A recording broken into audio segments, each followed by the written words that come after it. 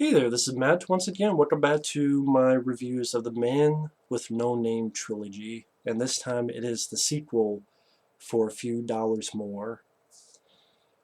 Once again, nice Blu-ray, simple cover. But the features, once again you have Christopher Frayling, who shows posters from other places around the world. A commentary from him, talking about a little bit of the making of the film. Clint Eastwood talking more about the making of these films. I looked at alternate scenes and releases, 12 radio spots, original trailers. Pretty packed Blu-ray. And it's hard for me to pick which is my favorite between these two films. And I do like The Good, the Bad, and the Ugly, but I would say I would put these two above it. Just because I like the pacing in these two more than The Good, the Bad, and the Ugly. But this one, I really enjoy the back and forth. I mean, not back and forth, well, some of it I like, of the dialogue. But I just thought both of these guys were great in the movie. Lee Van Cleef and Clint Eastwood. It's definitely their movie. And they're both bounty hunters, or as the movie calls it, bounty killers. But they're still, in a sense, the good guys. And while I say sequel, it's not really a sequel because they're not playing the same characters. I mean, Lee Van Cleef is definitely not the same character as in this movie. And Eastwood's character pretty much has a different name in each of these movies. In the third one, it's Blondie, and this one is Manco. And I forget what it was in the first one, if they even mentioned it. And many people have said these aren't really sequels, it's just Eastwood with the same look of the poncho. But yet again, Ennio Morricone's score, beautiful score. I'm not even going to attempt to try to hum it or whistle it because I just do a shitty job of it. You know, you have this guy shot in the distance, and then the music and credits start up. And then we spend quite a few minutes on Lee Van Cleef, getting to know his character, where he goes to get this bounty. And again, really, Sergio Leone, how he can shoot images without dialogue, and how the camera is used, and how he'll let a shot go on. I will admit, with Good, the Bad, and the Ugly, sometimes I feel a little bit too long, but that's because I saw the 3-hour cut. Maybe that's why. This one's 2 hours and, oh boy, 12 minutes or so. So yeah, there's a few, there are a few slow spots. But quite a few times that drawn out does help with the suspense and just sort of get into the feel of this world, the spaghetti western world that Sergio Leone takes us in. And like with Lee Van Cleef, he's getting this bounty, he has a saddle with his rifles, and he shoots the guy, shoots the horse actually, shoots the horse in order to stop the guy. Um, because I think the horse is dead, at least he was laying dead. And he just waits there while the guy's trying to shoot him, but the distance doesn't work. And he like puts this thing together with his gun and aims slowly, takes his time, and shoots him, boom, right in the head. And you're like, okay, this is what this guy's about. Not from words, but from actions. And then you get a taste of Clint Eastwood's character, where he's in the saloon, plays cards, beats the guy, and then when the guy gets pissed, beats the guy up, kills 3 or 4 of them, gets the bounty, and then he even talks to the sheriff, and he's like, isn't a sheriff supposed to be courageous and have guts? And, well, yeah. And then just takes his star, leaves, and goes, think you people need a new sheriff, and rides off. Both these guys work so well together. They're not on screen together all the time, but I just mean distinct look and faces. They have presence. They have I keep saying feel. It's hard to describe the feel other than, taking what other people have said, that gritty take. Because at first I'm like, is gritty the right word? But the more I think about it, yeah, gritty.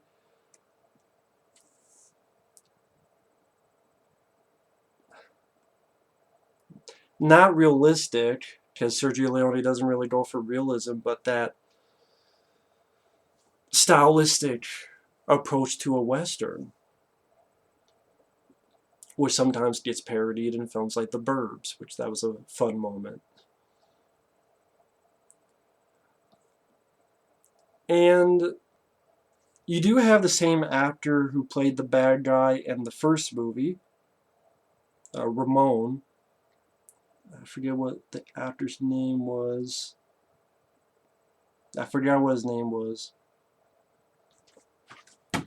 He'd be on both, so I probably...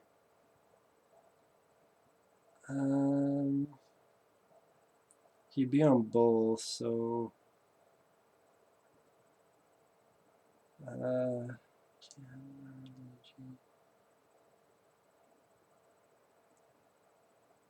yeah, I can't think of it. I could probably just look on Wikipedia, but anyone can look on Wikipedia too, so there you go. But he's not exactly the same type as in the first movie. I mean, it's... part of me kind of wishes maybe they got a different actor, not because the actor did a bad job, but just because I had already seen him as the bad guy in this movie. So it's okay, now he's not playing the same person, but it's the same actor as a different bad guy. He still did fine, so I don't really have that much problem with him. It's just, it would have been interesting to see a different person as the bad guy. And I think at one point, I could be wrong, but the director wanted someone like Charles Bronson for the Lee Van Cleef role, which would have been really interesting. Eastwood and Charles Bronson, because other than, I believe, one episode of Rawhide, you never saw Eastwood and Bronson on screen together, and that would have been very... although Lee Van Cleef, I think, did a great job, but that's why I think, like, Charles Bronson, imagine if he was the bad guy in that role. That would have been really interesting, Eastwood versus Bronson. I think that would be... I do think this is an epic Western, but that would have been pretty damn legendary. Eastwood versus Bronson.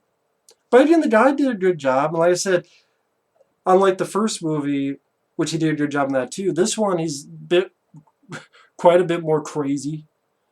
Willing to kill anyone, laughing maniacally, smoking, I guess it's weed, at least based on the commentary. The guy's talking about how the guy was pretty much smoking weed, which was not a typical thing in Westerns at this time, or really much of any Westerns I can think of. They smoking weed. But this is the time where weed was make you crazy. And we introduce the bad guy, they get him out, and they kill pretty much everybody in the prison, and he laughs. And that's the thing with Sergio Leone's movies, there's some pretty decent editing. Like the bad guy laughs, and then it cuts to a wanted poster with him, the laugh pose. Especially the good, the bad, the ugly, and the final showdown, some really nice editing between the three guys' faces in that. Definitely my favorite part of that movie. And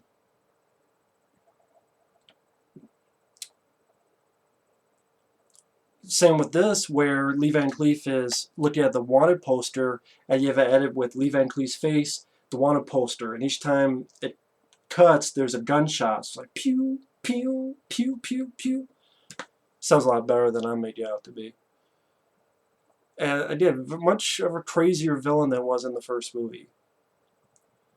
And one aspect I like is the music from this pocket watch, which plays into that the bad guy has, and he listens to, and then we find out later why he's so obsessed with this, and then we find out something about Lee Van Cleef's character that connects to that, which I almost want to say comes out of left field, because I don't know if in the first half of the film we really did much of a notion of that, which I'll jump ahead, where, oh, I don't remember seeing any clues to that in the first half.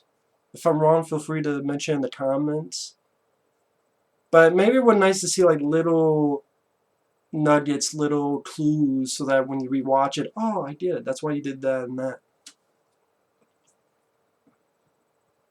Like even just, I remember like him playing with the pocket watch, and maybe he was, and I just didn't notice. But someone can help me out there if I did miss that. Bad guys, they want to rob a bank. Eastwood and Lee Van Cleef, they're wanting to get this guy for the bounty. Klaus Kinski, yes, the Klaus Kinski is actually one of the bad guys, part of the crew of the bad guys crew. So it's like interesting to see Klaus Kinski in there, who is a crazy nut in real life, let alone in movies. I like the bit where Lee Van Cleef is looking through the telescope, and he realizes he's being stared at. It's by Clint Eastwood, who has the binoculars, because he's doing the same thing.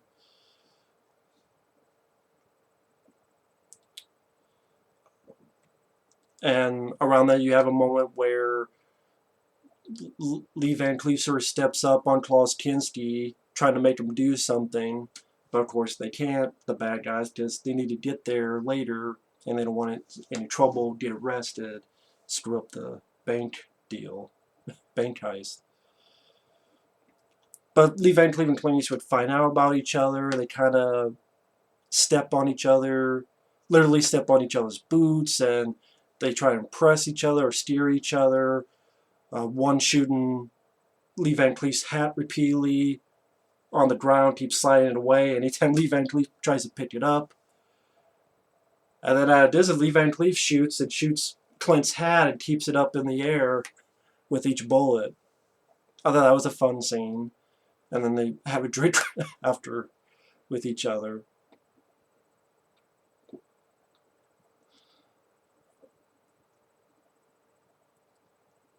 And the bad guys do the bank heist. Lee Van Cleef says, hey, how about you pretend to join them? Eastwood does. Eastwood and three other guys. One guy says, hey, you told the story that, oh yeah, you were this bounty hunter, bounty killer. Man, that's some joke. And Eastwood goes, who said I was joking? And then kills all three of them. Long story short, Clint and the bad guys go to this place called Agua Caliente. Lee Van Cleef is there. Lee Van Cleef has a standoff with Klaus Kinski and wins that standoff, shoots Klaus Kinski. They get caught, they get beat up. And the bad guy, I guess to show that he's a bit crazy because he's smoking weed, he's just crazy. Apparently he knew that Clint Eastwood was not for them from the get-go. And then he lets the two, Eastwood and Lee Van Cleef, go because, well, they'll kill the rest of my men so that we don't have to split much of the money. And I'm thinking, that's really dumb of the bad guy, because hell, you two could just shoot all of them. Or, hey, I trust you, stab each one of them secretly if you're really, that worried about it. Let alone, these two bounty hunters who are good with guns. So the bad guy did a lot of stupid stuff, which bothered me a bit. A lot of dumb choices the bad guy made. But hey, he is crazy, but I'm just saying he was kind of an idiot. Kind of. He was an idiot. He just killed for his stupidity. But you have a fun. I enjoy the finale. I will admit, as an action fan, I would have wished for a bigger body count. Maybe if the bad guy had more men to shoot. But I guess that's not really a thing with Sergio Leone. That's not really a big thing in his movies. But Lee Van Cleef gets to shoot a couple. Clint Eastwood, there's a bit where he has the poncho hanging in a room. People think it's him. He's actually sitting in the chair, turns around, pop, pop, pop. That was a nice moment. And then what I liked about the finale is it's between Lee Van Cleef and the bad guy. And you find out why. Because at first the bad guy, no, you're not going to get near that gun. And when this music stops, we're going to draw. Lee Van Cleef doesn't really have a chance. And then Clint Eastwood has the pocket watch. And it's Lee Van Cleef's pocket watch. It's the same music. So you know something's up. And you realize, oh, okay, there's some connection here. And then Eastwood gives Lee Van Cleef a gun, so it's a fair fight. And Lee Van Cleef wins. And even Eastwood asks later, so some kind of family resemblance? This picture in this pocket watch. Yeah, kind of like a brother or a sister. So you get the idea. He was...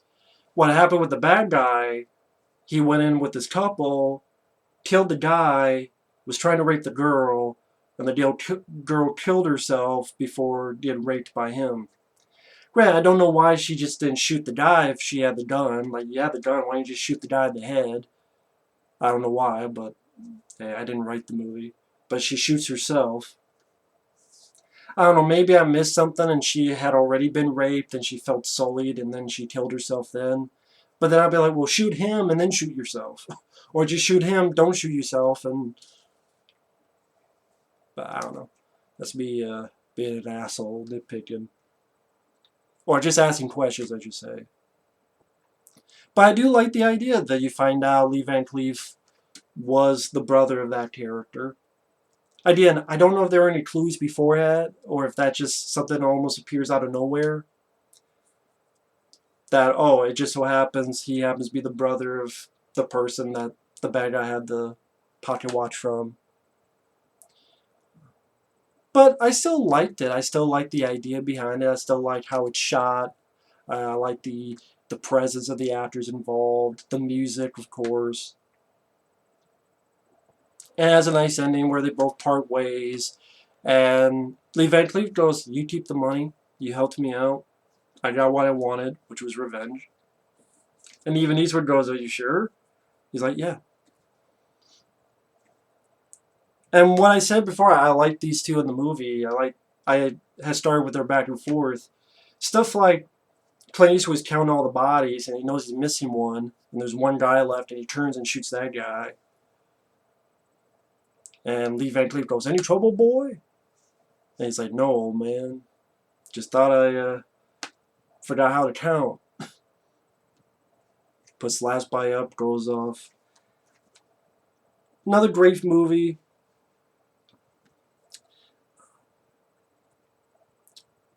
Again, some nitpicks with some of the bits of the story or bits of the pacing. But at the same time, really liked Lee Van Cleef added with Eastwood. Enjoy the score. I enjoy the score to all three. I might enjoy the score to this a little bit more than the first one. But I thought both were good. And the score was good with the Band of Ugly.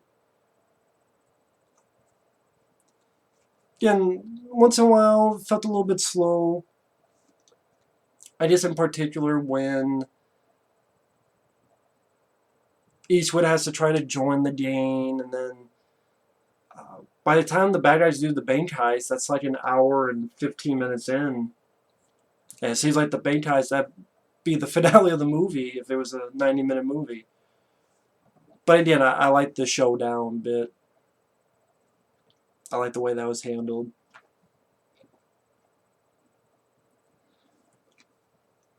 Great flick. Still think it's a great flick.